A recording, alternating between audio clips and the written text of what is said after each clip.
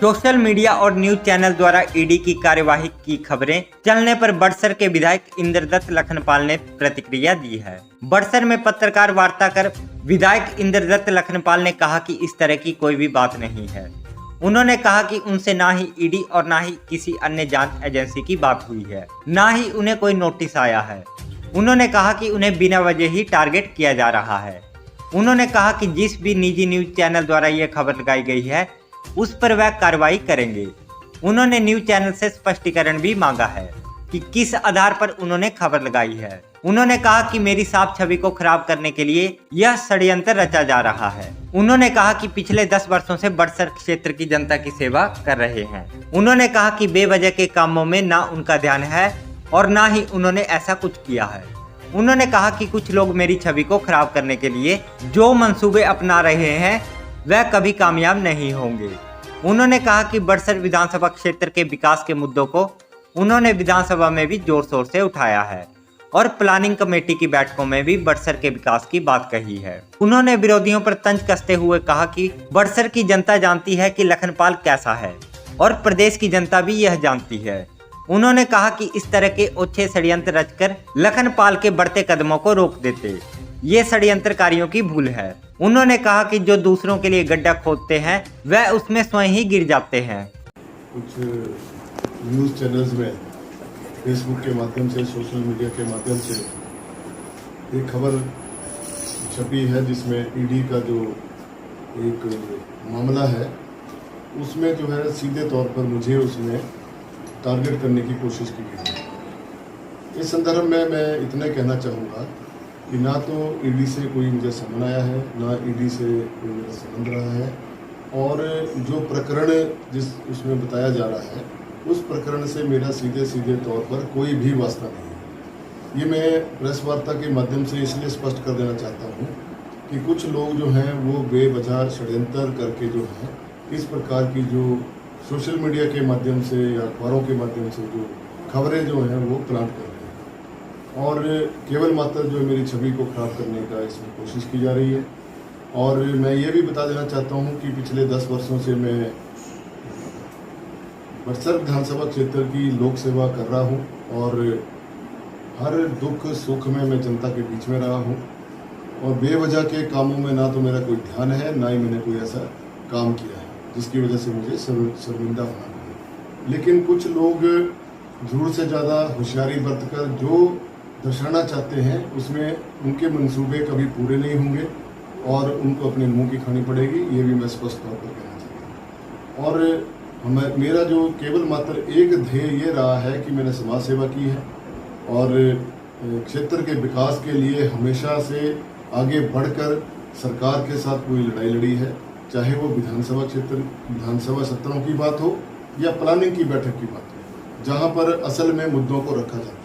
Planning की बैठक में सारे विधायक होते हैं, सभी मंत्रीगण होते हैं, मुख्यमंत्री महोदय होते हैं और वहाँ पर विभिन्न प्रकार की जो हमारी योजनाएं जो पूरे वर्ष की बनती हैं उसके ऊपर चर्चा परिचर्चा होती है और उस परिचर्चा में सारे जो हमारे मुद्दे होते हैं विकास के उनके बारे में गंभीरता से चर्चा होती है। तो ये बात मैं आपसे कहना चाहता था। और विधानसभा के अंदर लगातार पिछले 10 वर्षों से और विशेषतः ये जो 5 वर्ष जो अभी बीतने जा रहे हैं सरकार के, इस सरकार में भी हमने मूलभूत समस्याओं को लेकर भरपूर आवाज़ उठाई है, चाहे वो पीने की पानी की समस्या की बात हो, चाहे सड़कों और पुलों की बात हो, चाहे वो हमारे हॉस्पिटलों की बात हो, चाहे स्वास्थ्य संस्थान हमारे आयुर्वेदिक क्षेत्र की बात हो।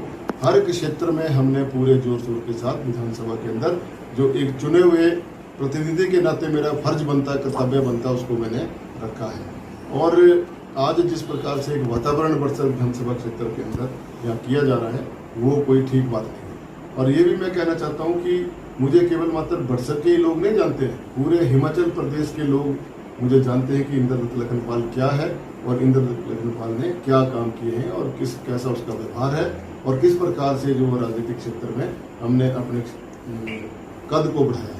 एक मात्र कोई कुछ लोगों की वजह से मेरा वजूद नहीं है, पूरे प्रदेश की जनता और बड़सर विधानसभा की जनता का मैं आभारी हूँ कि उन्होंने मुझे जो इतना मान सम्मान दिया है और आगे भी उनका मान सम्मान मिलेगा। ये भी मैं सचेत कर देना चाहता हूँ कुछ लोगों को जो इस गलतफहमी में घूम रहे हैं कि हम इस प्रकार के षड्यंत्र करके जो है लखनपाल के बढ़ते कदमों को रोक देंगे तो वो सरासर उनकी भूल है और वो इस मंसूबे में कभी कामयाब नहीं होंगे।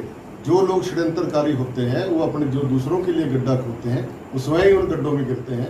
ऐसा कई बार हो चुका है इतिहास में। और सच्चाई के साथ चलता हूँ, सच्चाई के लिए लड़ता हूँ, आम जनता के लिए लड़ता हूँ, गरीब के लिए लड़ता हूँ और जो मुझे अच्छा लगता है कि इस व्यक्ति की सहायता करनी होती है उसकी हम सहायता करते हैं। चाहे हम कैसे भी करें, चाहे हम सरकार के माध्यम से करवाएं, चाहे अपने जो हमारे लोग हैं जो हमारी मदद करते हैं उनके माध्यम से करवाएं, वो अपना अपना तरीका होता है। तो इस प्रकार से और बड़सर विधानसभा क्षेत्र में पिछले 5 वर्षों में विकास के नाम पे तो कोई काम हुआ ही नहीं। जो काम हुए भी हैं वो जिसका श्रेय आज कुछ नेता लोग लेने की कोशिश कर रहे हैं, पहले उनसे पूछिए कि आपने स्वीकृतियाँ कहाँ से ली। एक चुने हुए विधायक के नाते जो मेरा फर्ज बनता था, मैंने माननीय मुख्यमंत्री महोदय को जब उनका यहाँ प्रस्तावित दौरा था 2-3 महीने पहले, तो उसमें मैंने उनको अपना मांग पत्र दिया था। वो ये मांग पत्र केवल मात्र उसी समय में नहीं दिया गया है, उससे पहले भी मैंने कई बार सदन के पटल में ये डिमांडें रखी है। चाहे वो हमारे CSC बिजली की बात हो, इसकी बिल्डिंग निर्माण की बात हो, यहाँ पर वन विभाग ने जो क्वेरी लगाई है चाहे उसकी बात हो, चाहे हमारे इंडस्ट्रियल एरिया जो बल बिहाल में आज जिसकी चर्चा होती रहती है आए दिन, उसके बारे में मैं बता देना चाहता हूँ। वो सरकार की एक नाकामी है, उद्योग मंत्री की नाकामी है।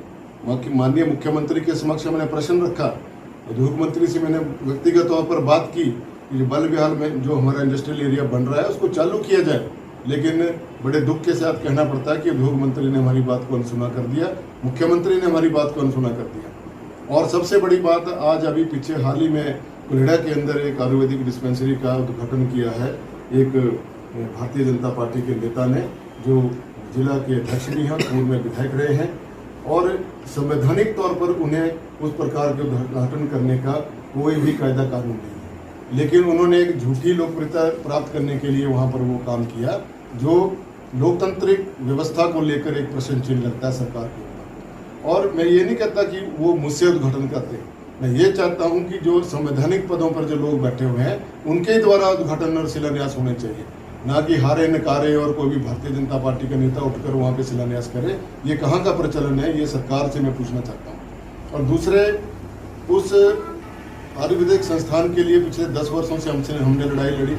श्रीमती जो हमारी संध्या देवी हैं जिन्होंने भूमि दान में की, वहाँ पर उनकी वजह से ये सब कुछ हुआ, उनकी प्रेरणा से, उनके प्रयास से माननीय मुख्यमंत्री महोदय को मैं धन्यवाद करता हूँ कि उन्होंने हमें एकमात्र आयुर्वेदिक डिस्पेंसरी जो सुनाड़ी में दी। और इससे पहले वीरभद्र सिंह जी ने 3 आयुर्वेदिक डिस्पेंसरियाँ हमारे क्षेत्र में दी। एक हमें दी दलचेड़ा के अंदर, एक चंबे के अंदर और एक टिक्कर राजपूता के अंदर। लेकिन दुर्भाग्य से 5 वर्ष खत्म होने वाले हैं सरकार के, आज तक वहाँ पर न डॉक्टर है न फार्मासिस्ट है, उनके पद तक इस सरकार ने स्वीकृत नहीं किए। जबकि बार बार मुख्यमंत्री महोदय को मैंने विधानसभा के अंदर भी ये बात रखी और उन्होंने मुझे ये कहा कि आपने खुलवाई क्यों थी, आप खोल रहे हैं तो वो ठीक बात है, अगर वीरभद्र सरकार के समय में खुली तो माननीय मुख्यमंत्री बोलते हैं आपने खुलवाई क्यों।